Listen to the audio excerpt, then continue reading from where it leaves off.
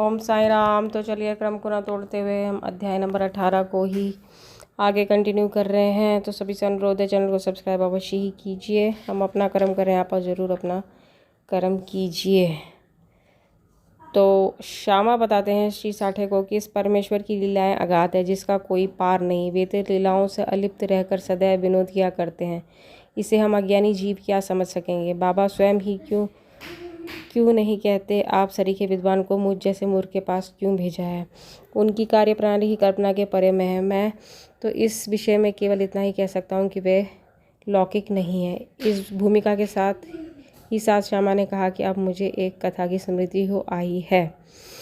जैसी भक्त की निष्ठा और भाव होता है, बाबा भी उसी प्रकार उनकी सहायता करते हैं। कभी कभी तो बाबा भक्त की कठिन परीक्षा लेकर ही उसे उपदेश दिया करते हैं।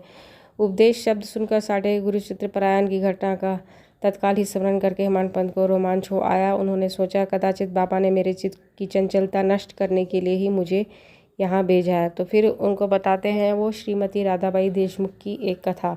एक समय एक वृद्धा श्रीमती राधाबाई, जो खाशाबा देशमुख की माँ थी, बाबा की कीर्ति सुनकर संगमनेर के लोगों के साथ शिरडी आई। बाबा के श्री दर्शन कर उन्हें अत्यंत प्रसन्नता हुई। श्री साईं चरणों में उनकी अटल श्रद्धा थी, इसलिए उन्होंने ये निश्चय किया कि जैसे भी हो बाबा को अपना गुरु बना उनसे उपदेश ग्रहण किया जाए। आमरण अनशन का दृढ़ निश्चय कर अपने विश्राम गृह में आकर उन्होंने अन्न जल त्याग दिया और इस प्रकार 3 दिन व्यतीत हो गए।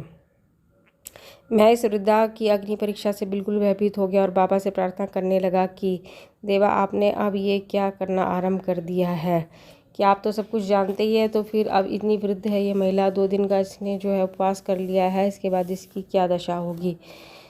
वृद्धा का ऐसा दृढ़ निश्चय देखकर बाबा ने उसे अपने पास बुलाया और मधुर उपदेश देकर उनकी मनोवृत्ति परिवर्तित कर कहा कि हे माता, क्यों व्यर्थ ही तुमने यातना सहकर मृत्यु का आलिंगन करना चाहती हो। तुम मेरी माँ और मैं तुम्हारा बेटा, तुम मुझ पर दया करो और जो कुछ मैं कहूँ उसे ध्यानपूर्वक सुनो।